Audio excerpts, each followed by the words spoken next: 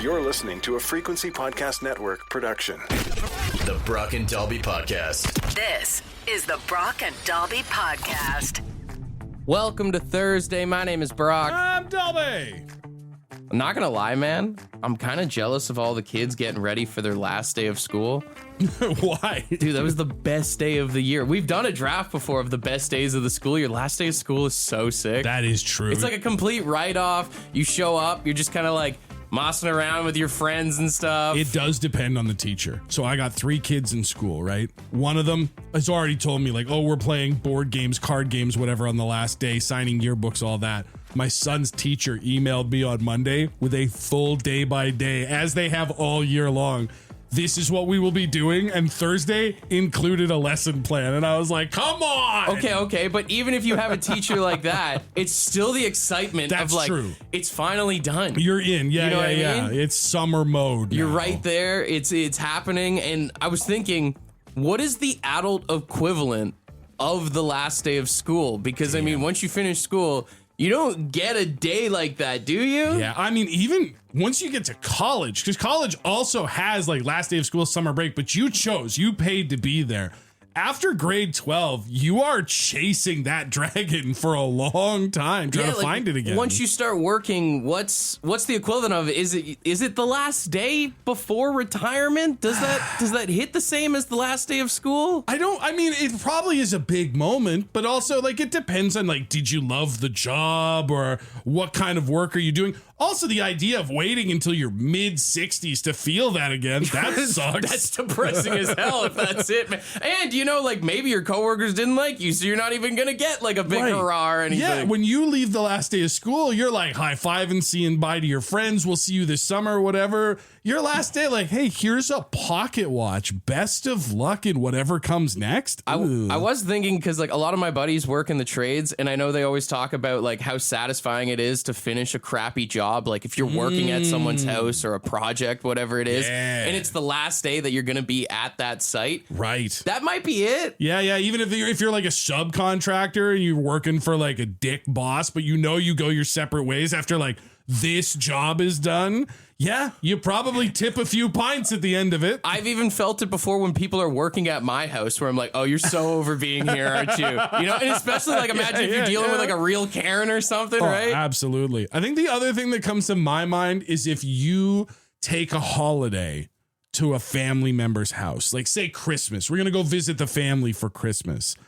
I feel like that last day when you wake up and it's time to pack the car, get on the airplane. Oh, I thought you were going to say leaving to the family. I was going to be like, absolutely not. No, leaving the family. I love my family. I have been blessed with great family. But even at the end of like a 2-week vacation, it's like, woo, we are out of here. I don't have to see your mom for 6 more months. That might be it. There's a bit of freedom there. The Brock and Dalby Podcast. All right, brother, what's the adult equivalent of the last day of school? In my opinion, definitely when the kids go back to school.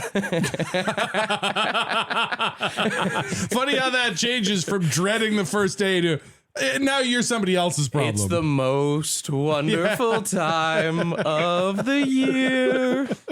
Exactly. I don't think you're alone on that. There's a lot of parents just even texting about like when your kids go to college. Yeah. When your kids finally move out. I just saw one that's when your kids go to summer camp, whether it's for a week or the whole summer, which is basically just like whenever they leave, that's all that matters. We were talking about like, is it retirement? But then it's also depressing. But we did get this like voice memo that came in.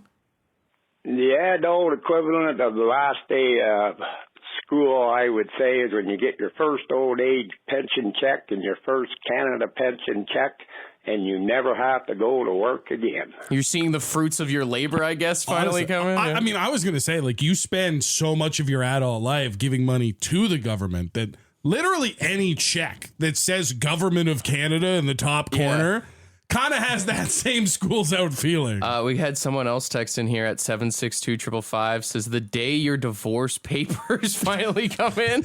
I wonder if that matches up with the guy who texted in your last day of alimony payments.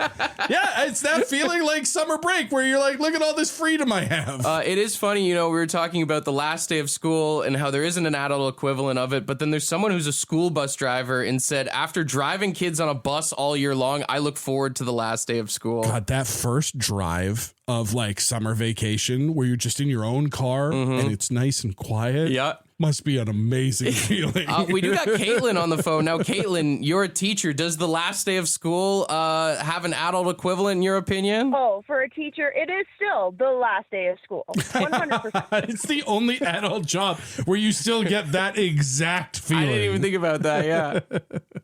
100%. It is still the amazing feeling, and you're still counting down the days just like the kids. I feel like it's also when you're leaving like a toxic job, you put in your letter of resignation. Yes. Oh, yeah. You know, you're still counting down the days, being like, hey, 3 more days, 2 more days, 1 more day, today's the last day. Your 3A25s go out the window the last 2 weeks as soon as you put in that letter of resignation. Exactly. And then the last day, it's the exact same middle finger, and you're like, bye, fuckers. The Brock and Dalby Podcast. The Brock and Dalby Podcast. Yesterday it was announced that Taylor Swift and Travis Kelce are allegedly getting married at Madison Square Garden.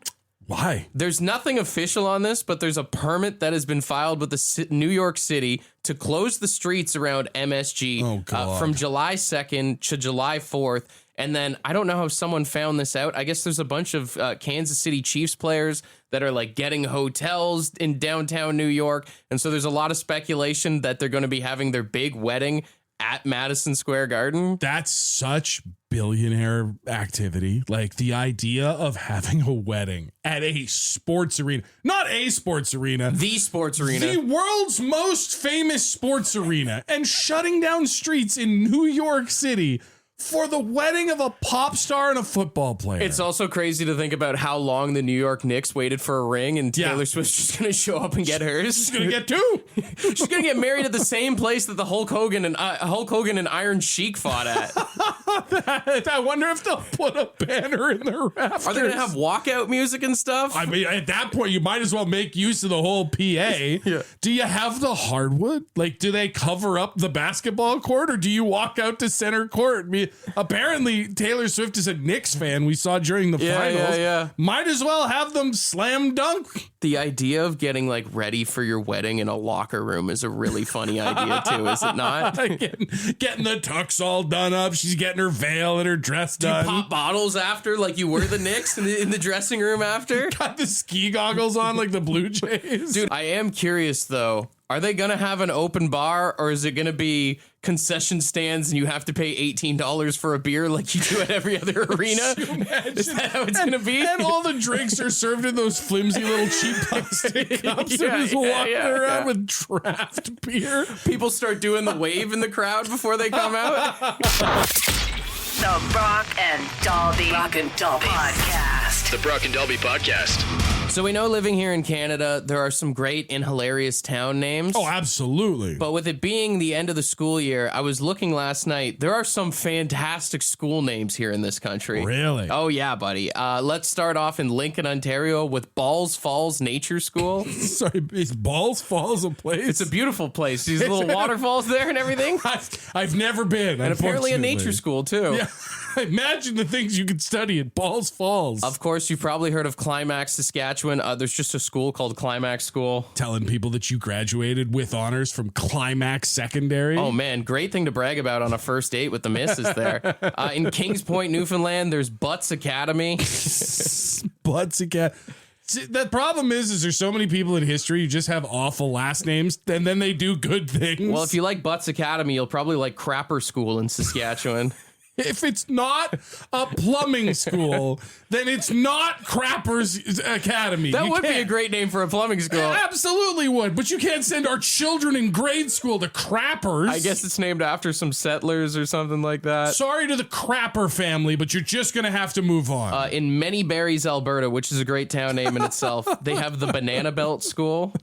What's the Banana Belt School? I guess it's like some weird thing with the Chinook, like a weather phenomenon type thing. Like how it looks like on a map? I guess. Just call it Chinook School then. Newfoundland, which has some great town names in itself. In Lake Harbor, Newfoundland, they do have Blow Me Down School. Okay, Blow Me Down School actually is hilarious. It's a kindergarten to grade 12 school. Dude, imagine when you get up to the higher grades and they're like going out in sports teams you're competing against. What is the mascot for Blow Me Down School? I would assume it's a tornado or something like that, but it could be real creative. Colchester, Nova Scotia has the Bacon Academy. Love Bacon Academy. Again, I assume named after a fella. Yeah, named after some benefactor named Pure Point Bacon, which is a sick name in itself. If you don't have a hog or pig mascot, shut the school down. And finally, in Manitoba, there's Hooker School.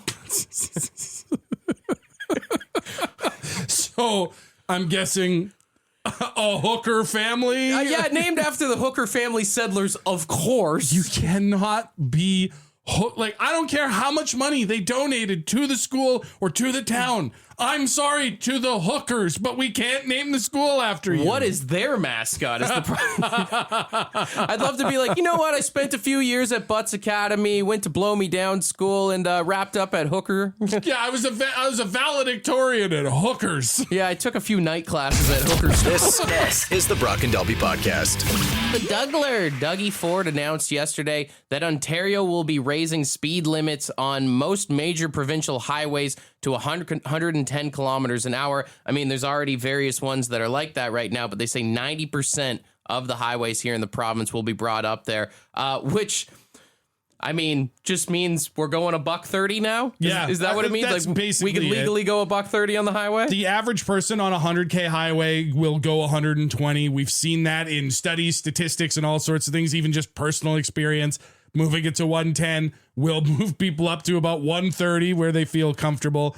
I'm more curious about, you know, those trucks that govern out at about 100 that still feel the need to try and pass one another. Can we at least govern them up to 110? Can we at least get them up to the speed limit? That's the thing that I'm wondering is, like, nobody ever drives 100. And if you drive 110 when it's the like, can we just make the maximum like 130? Can we just do that? The problem with that is you better have some steep fines at 131 then, because otherwise people are going to think they're allowed to do 150. Yeah, that's true. Because how does it work? There used to be the signs on the highway that it's like 140. You'd get these crazy tickets. Does that drop down now? Well, yeah, I guess it probably now whatever the 140 was would end up being 150. Maybe they put 160 on the signs. Not that any of you should be doing 160 on the Ontario highways. Not like any of you are actually driving 100 on the highway either. Let's get real. The Brock and Dalby Podcast. You know, with summer here and school letting out, parents are dreading the two most annoying and dangerous words they're going to hear all summer long, which is, I'm bored. Oh, my God. I could never say that to my mom. If I said I'm bored to my mom, all of a sudden, next thing you know, she's like, oh, you're bored? Yeah. Oh, she found something for me to do. Next thing you know, I'm cleaning the entire basement. Wouldn't you know, I've got a list of things to keep you occupied. But apparently, I was reading a story, because like my kids will do this. My 9-year-old will be like, Dad, I'm bored. I don't know what to do. And I'll look over at like the stack of books from the book fair, or the toys, or the video games, or the tablets, the backyard filled with sports equipment. It's like, what the hell do you mean you're bored? A new study says apparently this is a growing problem over about the last 15 years, starting as far back as 2010. Teenage kids are reporting more and more that they are, in fact, bored to death. How are they bored? They have so much technology. They have so many things at their disposal to keep them busy and occupied. That's like, I look back to like growing up in the 90s and thinking of like, man, if I had had access to all of the things we have now, I don't think I could have ever been bored. At one point, I used to read the French part of the shampoo bottle to try and get that through was time. entertainment. Yeah. Now they have the entire entertainment and knowledge of the world in a small device. But I guess, according to the researchers, that's like part of the problem is like they're almost overrun. There's almost too much information, which makes it hard for them to take it all in. Plus, they're saying there is a whole generation of kids that grew up through COVID, where you were all kind of bored, where we all kind of didn't have a lot of stuff we could do, and they just haven't bounced back from that yet. I don't know, man. I disagree. Like, even the COVID thing, it's like, I feel like we all found ways to entertain. Like, I feel like that was the time where you found how to not be bored because there was nothing to do. The thing is, though, that was a lot of adults, right? Like adults who had money and ability and agency were able to be like, I'm going to learn how to bake bread or play guitar. Meanwhile, kids can't like go on Amazon and be like, I want to learn how to play the accordion or ride a unicycle in the living room. This is like the oldest I've ever sounded. The generation today is so boring, man. They have no initiative. They have no drive. Is that what it is? I kind of understand where they're coming from, but also like, I just think when I hear kids talk about like, oh, I'm bored. I don't know what to do. I don't know how to stay entertained. You're still teenagers. You haven't even got to the boring part of life. Wait till you're an adult. Oh, yeah. You don't know what it's like to sit through a boring ass PowerPoint meeting. Yeah, you've never had to sit down and listen to Joan from accounting drone on about things that couldn't possibly impact you, but you have to look interested for the next 40 minutes or that's another meeting you're going to have to sit through. Sitting through a meeting that could have been an email. Yeah. Yeah. You think it's bad that all you do is sit in your room and scroll on TikTok, doom scrolling into the night? Wait until you have to do your friggin' taxes. Yeah. Now you're bored. Well, especially like as a kid, like you have the whole summer to do whatever you want. Get up to it. Yeah. You don't have the dude. Do you want to talk about being bored? Kids, go sit at Service Ontario waiting to get your driver's license or your health card figured out. Yeah, you'll be desperate to go back home and play in the backyard. You want to talk about boring? That's boring, man. Being an adult is boring, all right? We should be the ones who are saying I'm bored more than anyone. The Brock and Dalby Podcast. The Brock and Dalby Podcast. So, Carter, apparently kids are more bored than ever, but we're thinking they don't know what boredom is till they become an adult. What's the most boring part of being an adult, in your opinion? Oh, yeah, driving long distances. Like, I drive a pretty fair distance for work. Like, it's about hour and a half drive. And, yeah, the drive there, the drive back is brutal. But, like, you know, if you got you guys on the radio, it's not too bad. But, you old softy. I will say, kids today don't know what it's like to go on a long car ride and stare out the window and try to pretend like you're in a music video based on what song is playing on the radio. Yeah, I catch myself doing that so many times. Oh, man, because, like, I'll look in the back seat. I've done a lot of road trips with my kids. They got USB chargers and tablets. They're downloading videos on Disney and Netflix before we even leave the house. And I'm just thinking back to like sitting in the backseat of my parents' old Eagle Vista, trying to tilt my no backlight Game Boy to try and catch a little street light I can see where Mario's going. Yeah, I know. Like when we were kids, like I just remember staring out the window, looking at the trees pass by, or looking at the moon, thinking it's following you around. Yeah.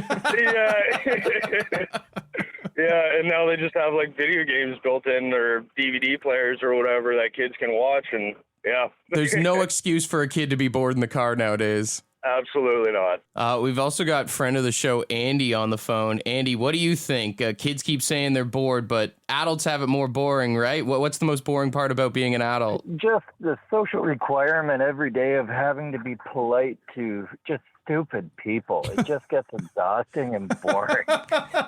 Never thought of, like, because you're right. There is that social contract of, like, especially if you're in an office, you can't just walk in and be a jerk to everybody. But I've never stopped to think that, yeah, that is kind of boring.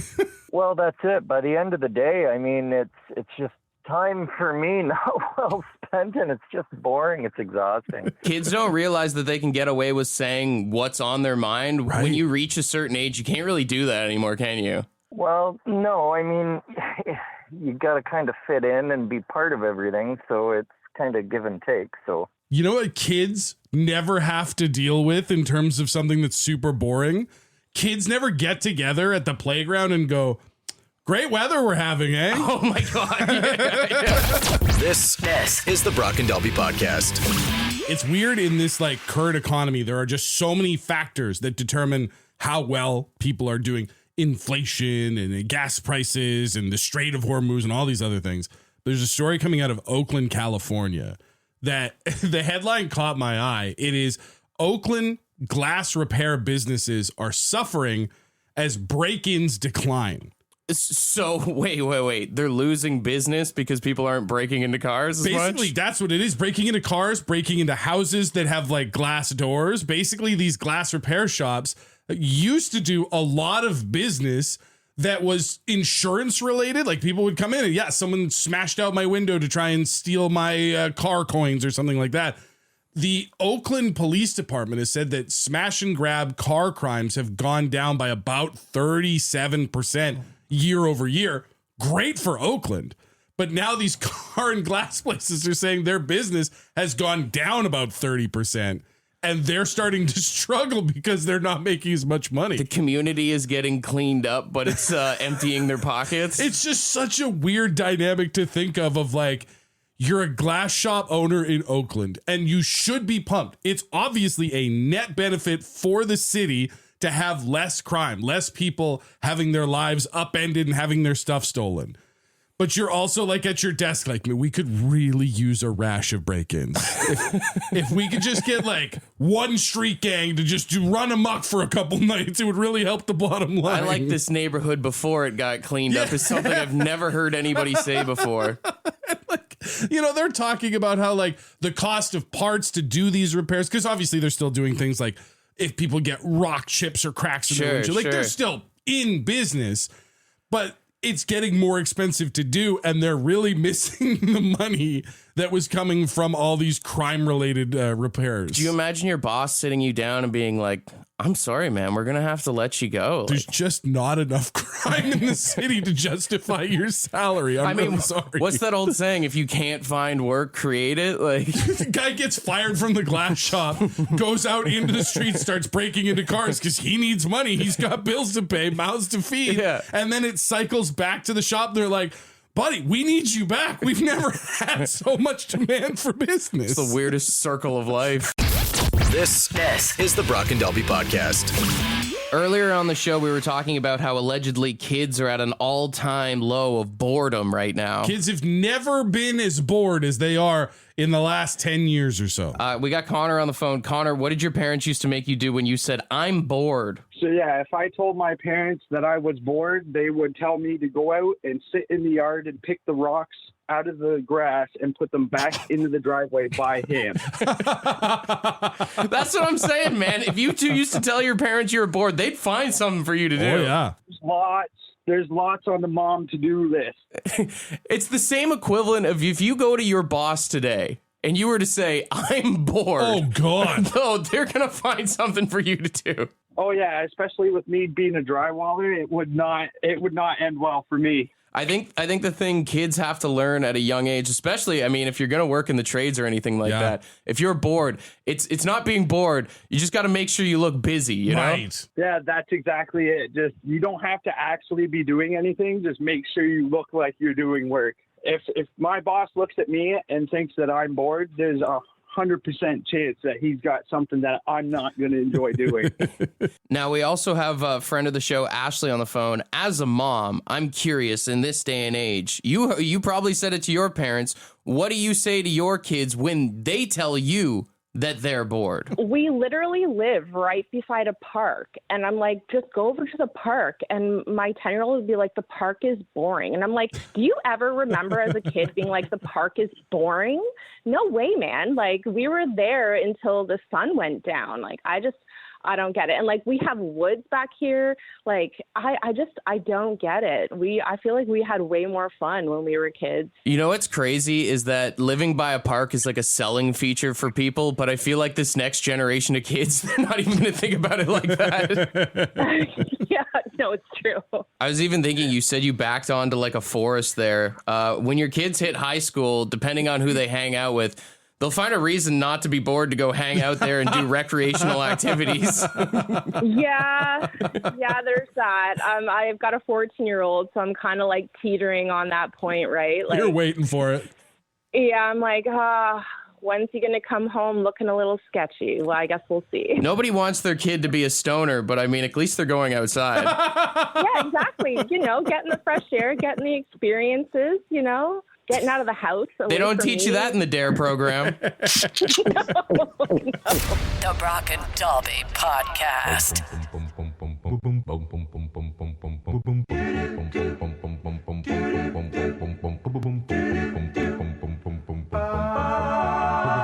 All right, leading up to Canada Day, we are doing Canadian impressions. And And this one means a lot to me and my family. It's close to the heart. We're asking you to give us your best Newfoundlander impression. It's my father. He's from The Rock. And we got him on the line here this morning to give you a proper Newfoundland impression. And Jesus, watch out, boy. And what I did appreciate is that, like, you just tried to look online to find something from a TV show or a movie. Got to go right to the source. That's pure farm-raised Newfie right there. And Jesus, watch out, boy. We had to get my dad to record this like 10 times because even I was like, Dad, it's not coming through. Like, we can't understand what you're saying. So. Well, and he's like, you just woke me up, bud. And then you're like, so it's Lord, Thunder, and Jesus. Yes. What you at, bye? And Jesus, watch out, boy. All right, let's see how our Newfies do here this morning. If you're not one of our Newfoundlanders, that does make you a judge. 762-555. I will be ringing shame bells. And rightfully so. This is a core piece of Canadiana here. Let's go with our first one. No name on this one. My Thunder and Jesus, watch out, bud. That's Scottish. That's shame. That is not Newfoundlander. Okay, let's move on. We got Dano. This is Dan. Lord Thunder and Jesus, that's a boy. What are you at? What are you at? No. That sounded like Brad Pitt's character in Snatch. Okay. Nobody's got it so far. Let's see what Chris has got here. It's Chris here. What then is the bullshit then? Watch boy. Well, he's just fully speaking Russian. That's just offensive. I don't know what that was. Come on, guys. Come on. Let's see what Matt has here. Honestly, that's out of pocket. That's a great Bob Dylan impression. My dad is listening right now, and you're making fun of my lineage here. You're making fun of my roots. Your heritage. Okay. Someone better nail this, or I'm going to be ticked off. And I'm going to yell Lord Thunder and Jesus. We got Brian. Lord Thunder and Jesus. What's that, bye? All right, that's better. It's a Newfie with a head injury. He's so slow. He's the only one that got the actual sentence out. The accent's a bit off. Do a couple more here. We got Jake. Lord Thunder and Jesus, sorry, oh, that's good. That's real. That's real good. That's real. That nice. felt right. That feels like it's my uncle. That felt, as someone who lived a lot of years in Alberta, that felt authentic. He's drinking some Black Horse, maybe playing the spoons later. All right, we'll wrap up with Al. Lord Thunder and Jesus, boy, what yet? Oh, it's still a little too Scrooge McDuck for me. I like the tone on the end there. It had a good aggressive bye. I will say, very disappointed in most of you here. I expected a lot more. Some of you never hung out with a Newfoundlander before, or you guys are just rude. It's one of the two. It's very stereotypical. I think the only one that actually nailed it full head on is Jake. Lord Thunder and Jesus, sorry, yeah, usually we'll head to the text line and like see what people, maybe me and you will debate, but like if only one person follows the criteria of the contest, that person should theoretically win the contest. Jake, you get the ding, the round of applause, $100 in Lotto 649 tickets, and you get to kiss the con, all right? It sounds like he probably has Jake's before. Officially screeched in now. Yeah, I'm lying. Lord Thunder and Jesus, watch out, boy. The Brock and Dalby Podcast. The Brock and Dalby Podcast. Send a text. What are you at, boy? Send a text. 762-555. What are you at, boy? Ask a question. We'll read it on the radio. What are you at, boy? Send a text. 762-555. Lord Thunder and Jesus now. Ask a question, send a text. You really leaned into that one. Yes, bye. First question in here says, what is the sexiest word in the English language? The sexiest word? Yes. Yeah, I can see that. There's a lot of things that can happen after a yes that are great. I'd say money or free. Those are also good. Free is pretty sexy, is it not? Free gets a motor running. Someone said, hi, I'm 11 years old. Okay. It's my last day of school. Going into grade 6 next year. Ah. What should I do after school today to celebrate? How do you celebrate graduating from grade 5? I don't know, pizza party? Yeah, I was going to say it's like probably pizza, maybe like an ice cold freezy or something like that. Sit on the porch with an ice cold freezy, no tablet, no screens, no phones, and just enjoy the bright sunshine and the blue sky. Sleep over all the junk food you can handle. Yeah. 6-pack of beer. Depends on how cool your parents are. 6-pack of Dad's root beer. Go a little crazy there. Someone said you were talking about Taylor Swift getting married earlier. Oh, I'm not going to read that. Never mind. Inappropriate, I take it. Yeah. Here's another one. My buddy's dad is a model for adult diapers. Oh, wow. What's the worst product to be a model for? Oh, the adult man. diapers is pretty tough to sit there and then be like, you look like you probably pissed yourself. Yeah, I think it's probably got to be any kind of an STD medication. Oh, that's even worse where they're like, you look like someone that would get chlamydia. Yeah, right. And like to have them like they're out there in like their flowy clothes and talking about how free they are because they haven't had a syphilis flare up in a while. And it's like, ugh, tough to be the face of that. Even imagine, because it's got to be hard to get a role as an actor, and then you finally get your big gig and you call your parents. Yeah. It's like, I finally made it, babe. We're finally going somewhere. Even imagine going dating. Yeah. And like someone sees you and you're like, it's just a role that I play. Right. That's the nice thing about like the modern era between piracy and streaming. You could be the spokesperson for an STD medication and people have never seen the commercial. All right, final one we'll wrap up with here. Someone said, what's the most Canadian sound of all time? I feel like it's got to be a 2-4 rolling from the back of the beer store fridge. That's pretty good. I mean, the most Canadian sound is either the loon call or the call of a hockey goal. You know what I mean? Like, he shoots, he scores. Yeah, but then again, you got to think about like how many other countries play hockey, right? They still do that. I mean, not as well though. I think it's got to be, I'm going to squeeze right past you. The polite, let me get around you. Yeah. Let me just pop by your Chesterfield. Maybe just a sorry. Maybe just a sorry might be the most Canadian I think that sound. probably, if you had to say the most used Canadian word, something that we all hear at least 100 times a day. Easily the most uttered of all the Canadian noises. I guarantee you there's even times you're at the beer store, as soon as that slides out and you bump into someone, you're going to hear a sorry right after. Yeah, sorry and a little oop. Yeah. And maybe even a squeeze right past you all in one. Want to be a part of the podcast? Leave a message on the Bad Line. The Bad Line is the answering machine for the Brock and Dalby Show. To get the number, text the word BAD to 762-555. Thanks for listening to the Brock and Dalby podcast.